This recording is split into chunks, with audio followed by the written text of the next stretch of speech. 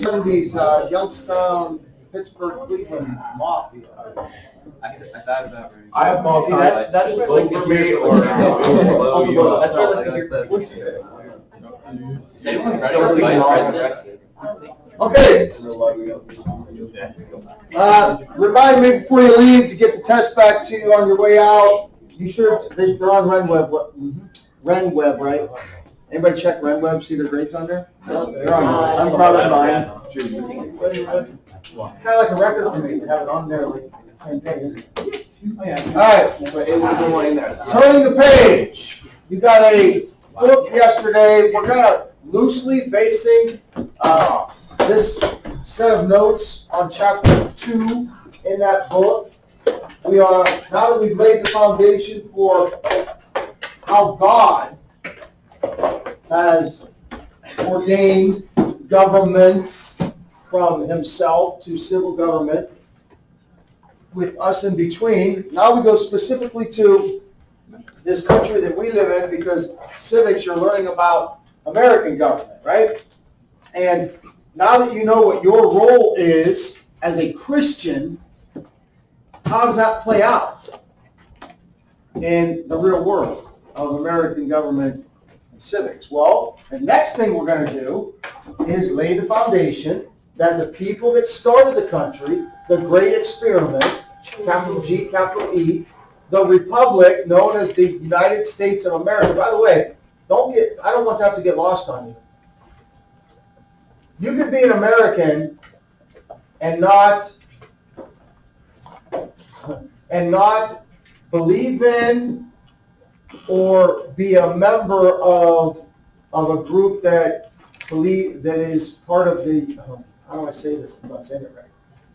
There is something called the United States of America. It's a legal term coming from the Constitution. We, the people of the,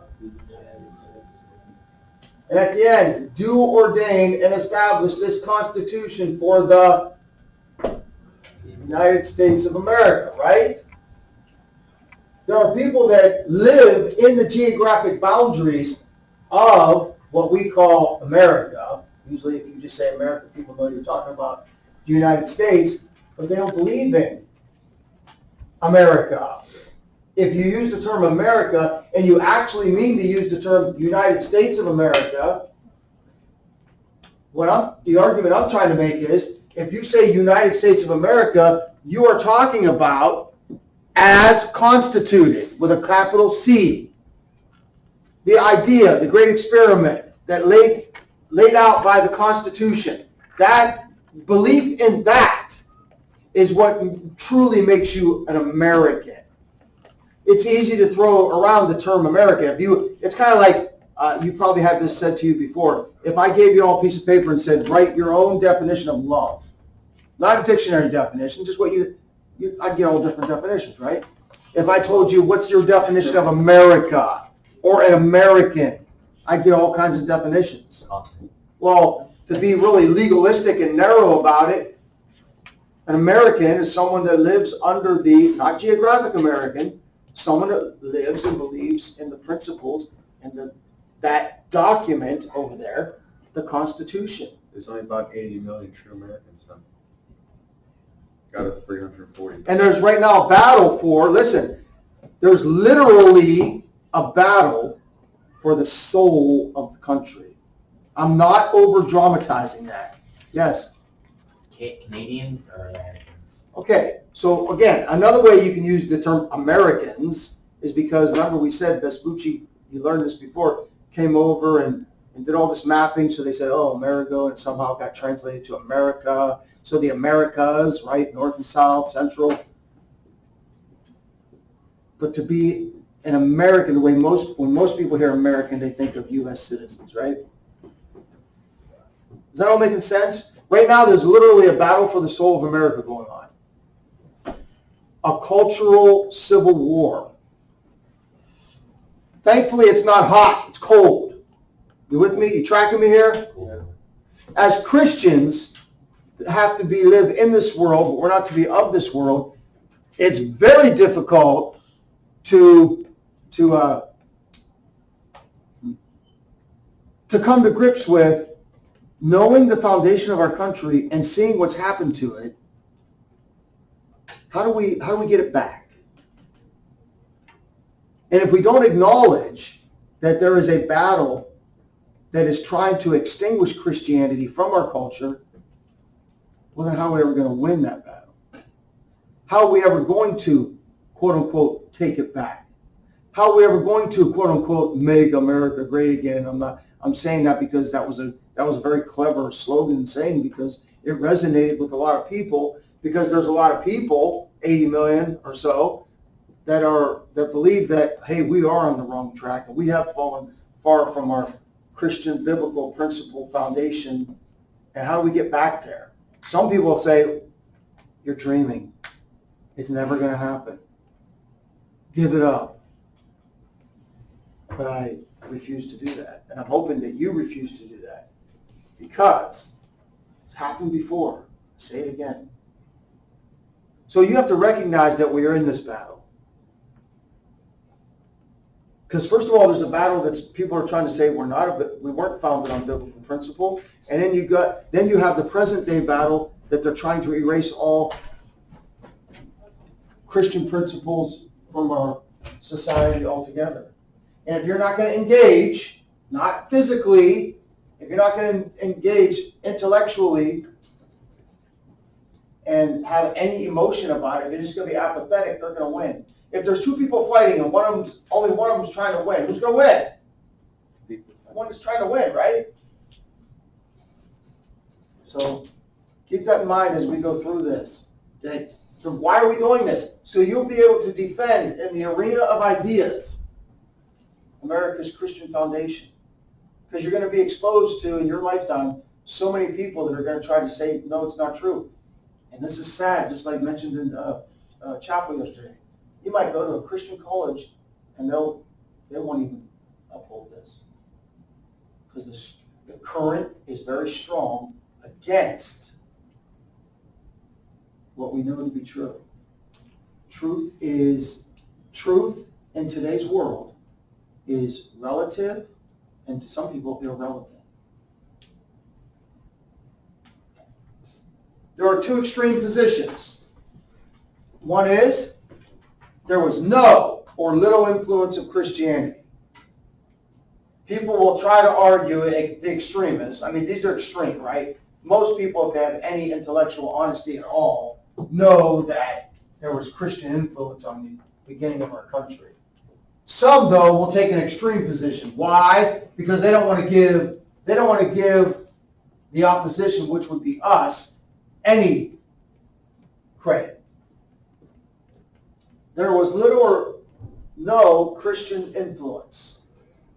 And they will they'll find a quote here and a quote there from Washington or Jefferson or Franklin, and they'll say, oh no, they weren't Christian. They might have believed in God, or they might have believed that there was a higher power, and they just keep drumming that beat, beating that drum. The other extreme is all of our founders and their ideas were Christian. Is that true? No, that's not true either. So don't be hooked into trying to fight the way they fight and take an extreme position and say, oh, that's not true. All of the founders were Christian, lived biblically, and all of their ideas came from the Bible. No, that's not true.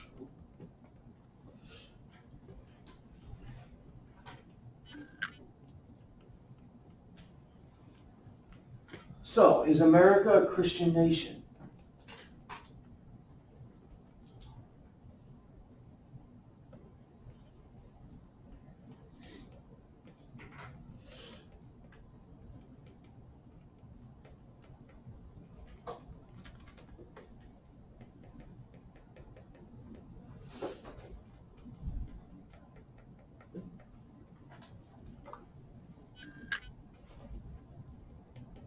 We certainly are not living in a theocracy, right? America is not governed as if Almighty God himself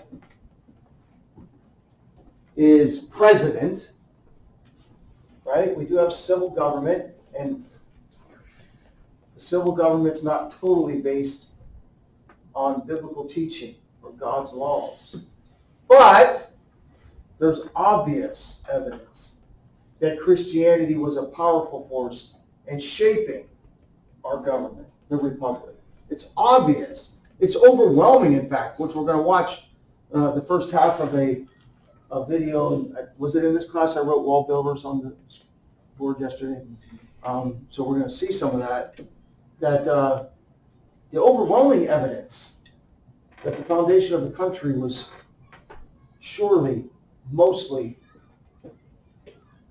influenced by Christianity.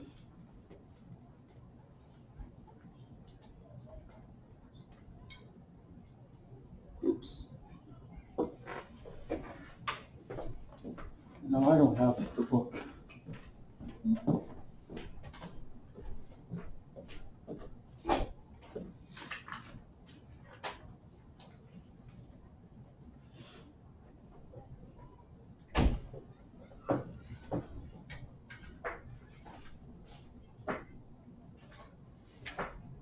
If you have your book, see if you can find it before me.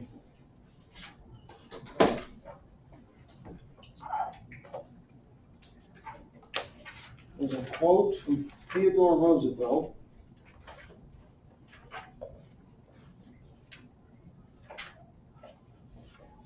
We're starting in chapter 2, the Christian Beginnings in America.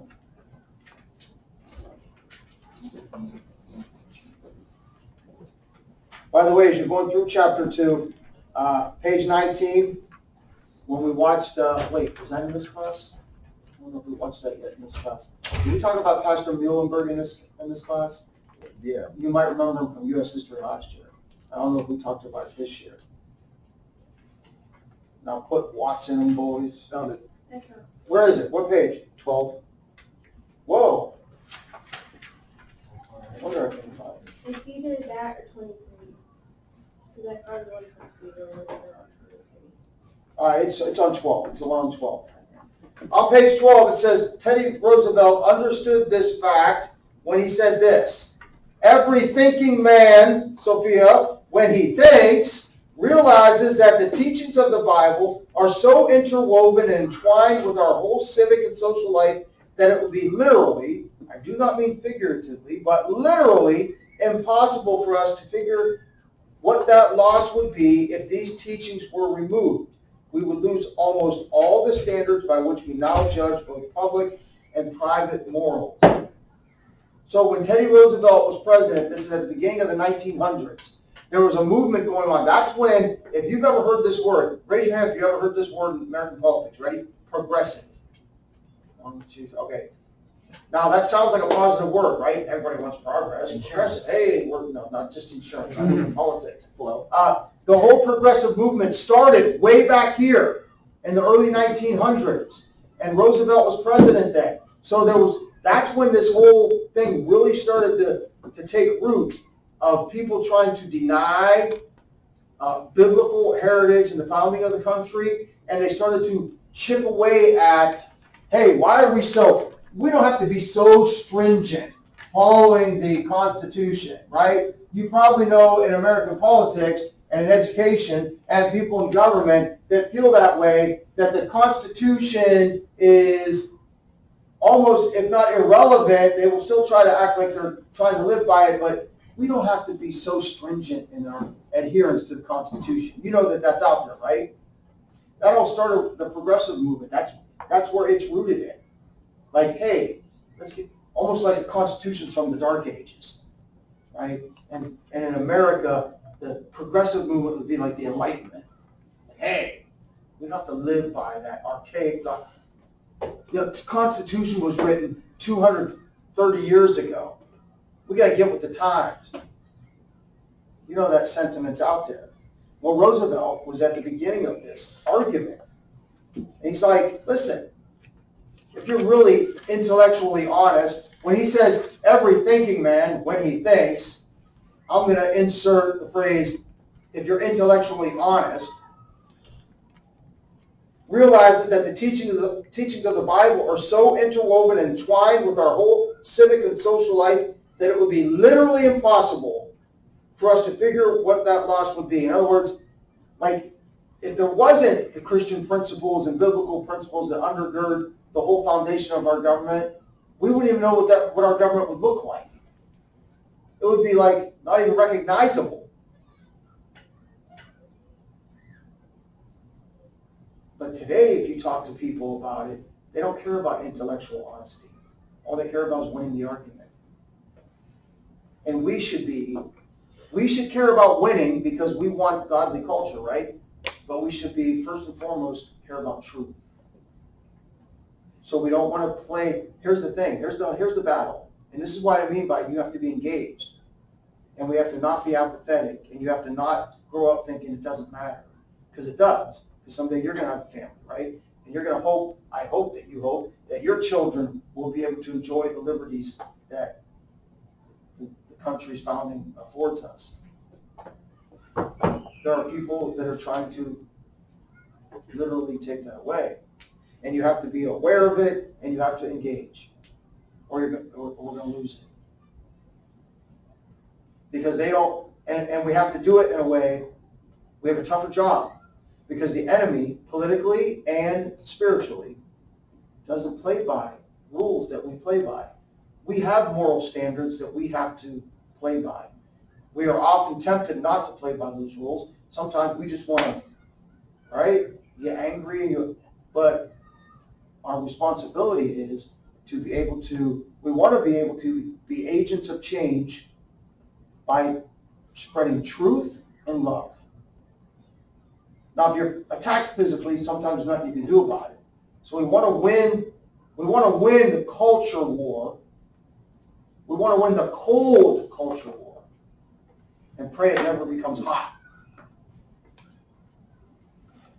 But again, going back to what I started this with, they don't play by our rules. We have to play by the moral principles that are in our hearts because Christ is in us. They don't play by those rules. They don't care. They don't care about intellectual honesty. All they care about is winning. Well, we care about winning because we want to have this. We want to have a sense of, hey, America's a good place. It's a Christian place to live.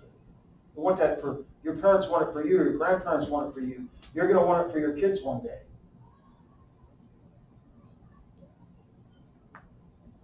So the battle's hard enough if we don't have everybody working together to try to get it done. Because some people just say, hey, we're not supposed to get in politics, or there's really nothing I can do. They're defeated, they give up. So Roosevelt, I'm going to click it. Over 100 years after the founding, in the midst of this beginnings of the progressive movement, is reminding people our society wouldn't even be recognizable if we just took away all the biblical undergirding. And that brings us to the video. I like videos. Oh, it's a lot. I think I hear that guy go on. Now we could listen to someone else. Convention that wrote the Constitution, he signed, named Alexis Tocqueville. You may recall, Alexis, what it was that 56 individuals did when they 100. First half today, second half tomorrow. Here we go. 1,000 documents that predate 1812. So I'm going to show you some of those really old documents this morning. But we've got thousands of documents of those who signed the Declaration of Independence and the Constitution, and documents from Black history and constitutional history and church history and military, you name it. It's a lot of fun to go back and look at that. And so what I want to do this morning and kind of turn in that direction is just to remind us that this is really the time of the year when we start to celebrate. But it's also a time when we specifically celebrate what it was that 56 individuals did when they gave us the Declaration of Independence. That declaration is literally the foundation of our government. That is the foundation on which they later erected the Constitution of the United States. And to this day, we continue to hold the Declaration as our foundational document. Right below the Declaration, it holds the Declaration up. Article 7 of the Constitution brings the Constitution right on top of that Declaration. So both documents go together. So when you look at what we have with our form of government that we celebrate every year on our birthday, the 4th of July, it has produced what is now known as American exceptionalism. Now, that term is a term that we don't use much in schools anymore, but it's a term that we used in previous generations. It was a term that was actually introduced back in the 1830s by a man named Alexis de Tocqueville. You may recall Alexis de Tocqueville because he's the guy who did the famous book Democracy in America. What he did was he came to America from 1831 to 1835, traveled across the nation. He was from Europe, he was from France. He said, you know what those Americans doing is really special. It's really different. We've never seen any of that kind of stuff here in Europe. Why are they so different? And so he went for 4 years and went all over the nation looking to see what made us different, went back and for Europeans and for Frenchmen, he wrote the book to say, here's what's different about America. Here's why they are what they are. And after having looked closely at this nation for 4 years, this is what he said back in the 1830s. He talked about what we call American exceptionalism.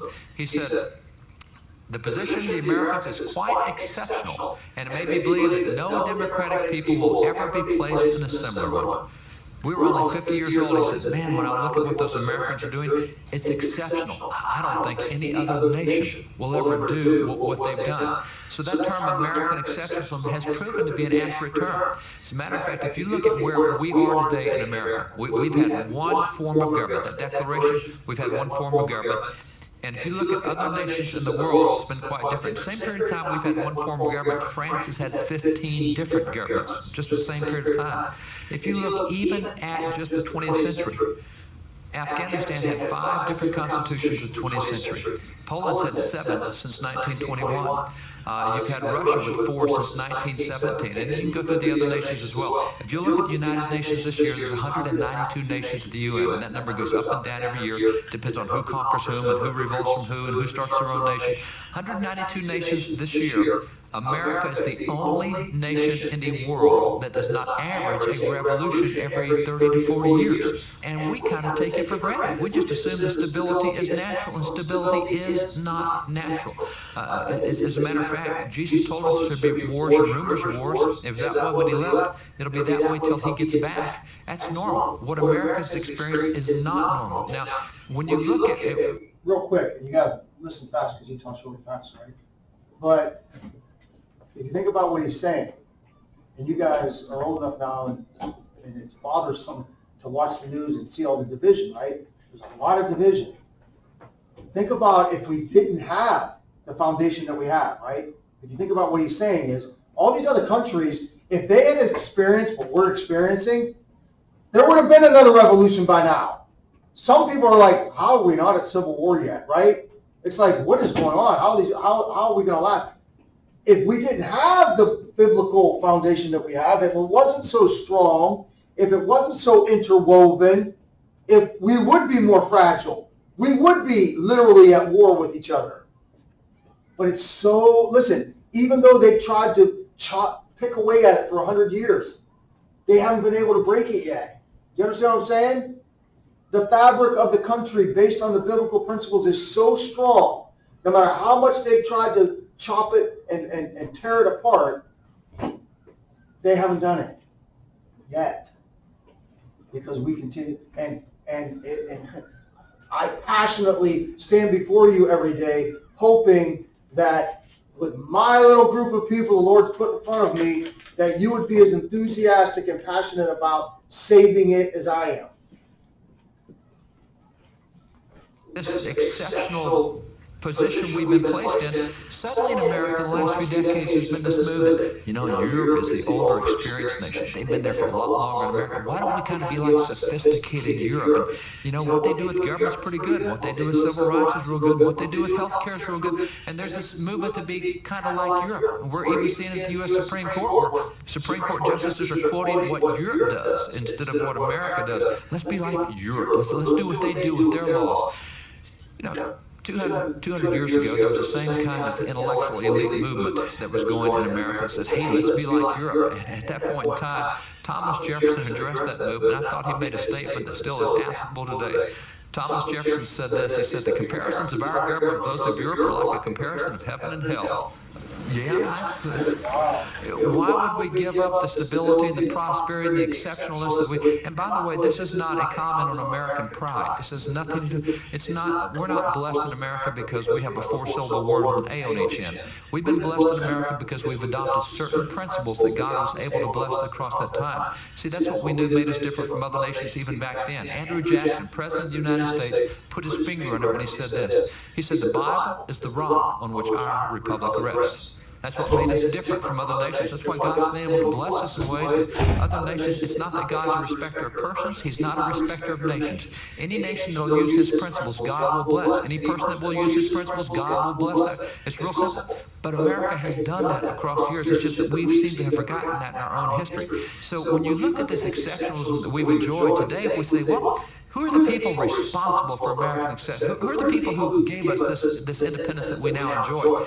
Today, if you look in our textbooks, you'll find that, well, we credit people like George Washington, and we'll credit people like Thomas Jefferson, and we'll say, John Hancock is certainly one of the leaders. That big, bold signature on the Declaration of Independence is the President of Congress, and we'll say John Adams. And by the way, the cool thing about John Adams is we're kind of rediscovering who he was. David McCullough's book, and now TV specials, miniseries that have been out there. We're kind of rediscovering some of our founding fathers. And these are the folks that we would say, these are the ones responsible for American independence.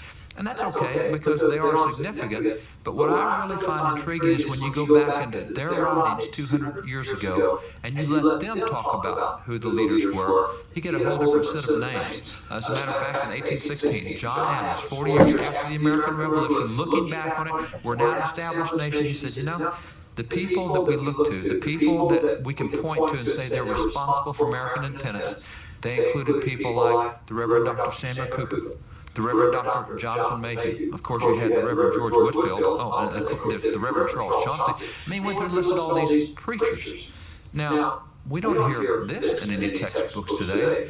And we might know who Whitefield is, but the chances that we know anything about Cooper or Mayhew, Chauncey, slim to none. Not only do we not study these preachers, we don't study the black preachers who had such an impact in the American founding. We know very little about folks like Richard Allen or Absalom Jones or John Moran or Lemuel Haynes. The huge impact that preachers had in the American founding, black and white, we don't study that today. And while we're on things we don't study, we do know about Paul Revere, the Midnight Ride of Paul Revere, the famous poem Henry Wadsworth Longfellow, that ride that Revere, Revere was not the only one riding. Matter of fact, there was another guy riding at that time. His name was Wentworth Cheswell. Wentworth Cheswell was a black patriot. He was elected to office in New Hampshire in 1768. He was a leader in his church.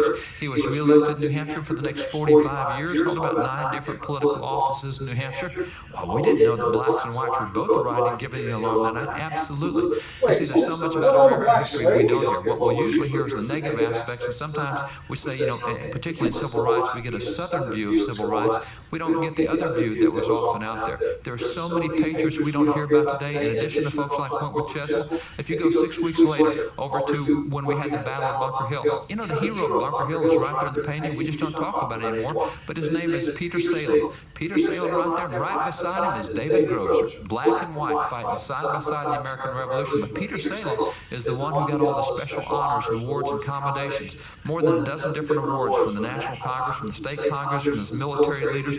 I mean, he was the hero. He saved countless American lives that day, but we've never even heard of Peter Salem today. In the same way, we'll see the picture of George Washington crossing the Delaware, but we wouldn't recognize folks like Prince Whipple and Oliver Cromwell, 2 black patriots who served throughout the American Revolution, the general staff throughout the Revolution. Never even heard of those guys.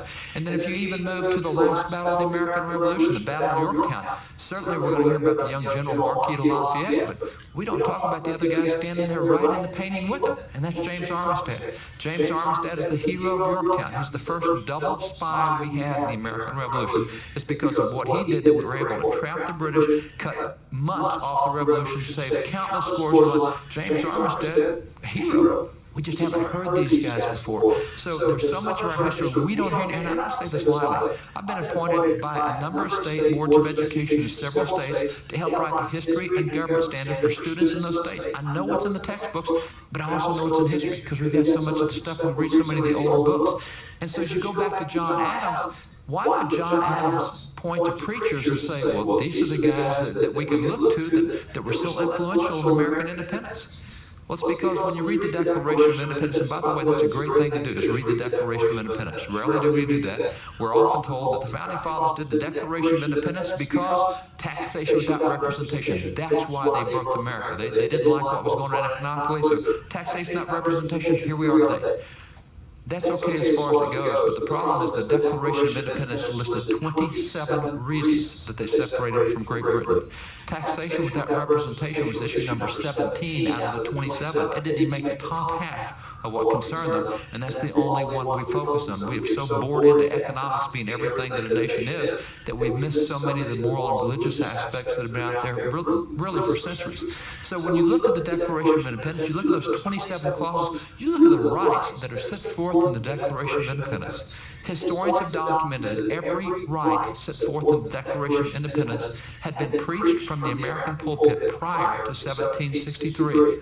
And you know what that means? That means the Declaration of Independence is nothing more than a listing of the sermons that we've been hearing in church for the last couple of decades leading up to the Revolution. That's what the Declaration is. And so when you look at these individuals that we celebrate on the 4th of July that gave us this Declaration of Independence, our birth certificate, it's kind of fun to see how they got their start. If you'll go to any public library or just go online, you can read the records of Congress, the records of everything that's gone on in Congress, and if you go back to page 1, you'll see the very first time that these Founding Fathers got together. The very first session of the very first Congress of the United States, September the 6th, 1774. And if you read the records of Congress, you'll say, oh, look, they opened with prayer. And you keep reading, you say, that wasn't a dinky little prayer, was it? No, it wasn't. According to historical records, some records indicate that the opening prayer session in Congress ran up to 3 hours long, just in the opening prayer session in Congress. Now, it was such a significant time, and so many delegates wrote about it, that you take someone like Silas Deane, he said that after that time of prayer in Congress, he said even the stern old Quakers had tears running down their cheeks. And the Quakers are the least likely to cry. That's why they're called the stern old Quakers. Even they were crying after that time of prayer in Congress. And it wasn't just a time of prayer. You see, John Adams specifically said that in Congress that morning, he told Abigail, he said in Congress that morning they had Bible study. They studied 4 chapters of the Bible that morning in Congress.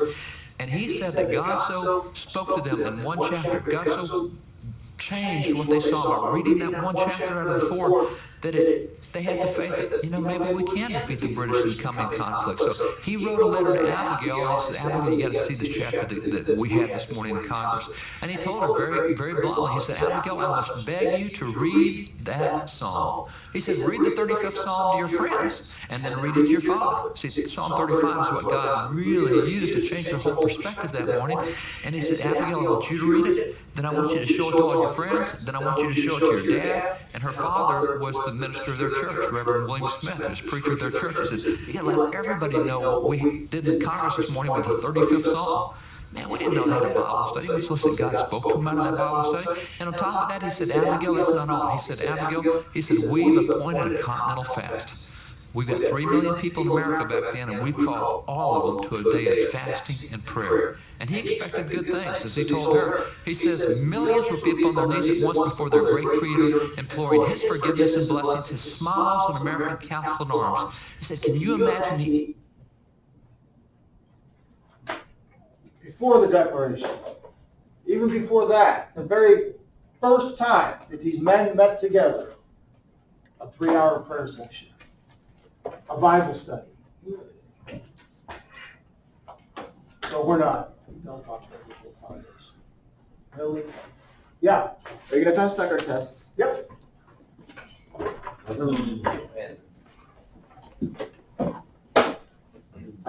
I haven't seen it. Wasn't I know, if I look, he wasn't a very strong voice. well, I don't know about the things specifically you're talking about. Can you imagine calling George Washington? But George Washington was amazing, and John Adams wasn't very good, and then Thomas Jefferson was.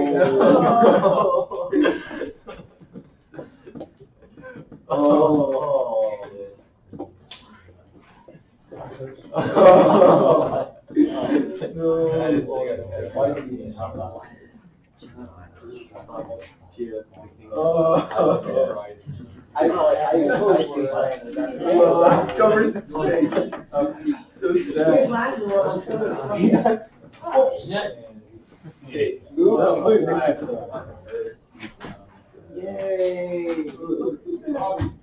I got 150. Go Jam. Where's the other two come from? I know something. Yeah, I got me. Where's the other two come from? What? Where the other 2 points come from? Where do you want to No. on the bonus? Yeah, no, they, There everybody. you go. 1 point on the bonus. Ah. Where's the other 2 bonus points? What's three? I am tired. Thank you for putting your absolute But it's okay. behind. Oh, let's go. I did not Yeah, that was my bad. You knocked off the computer.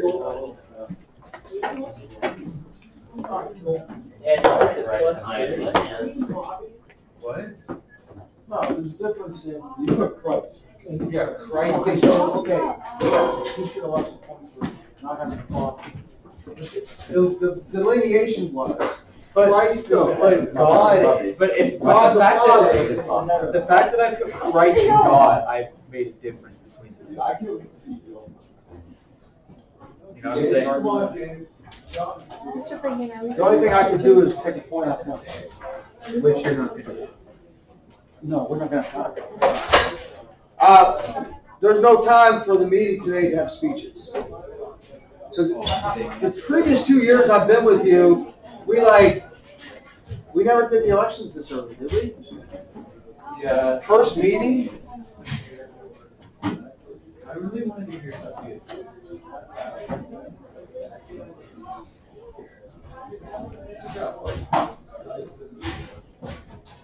Welcome.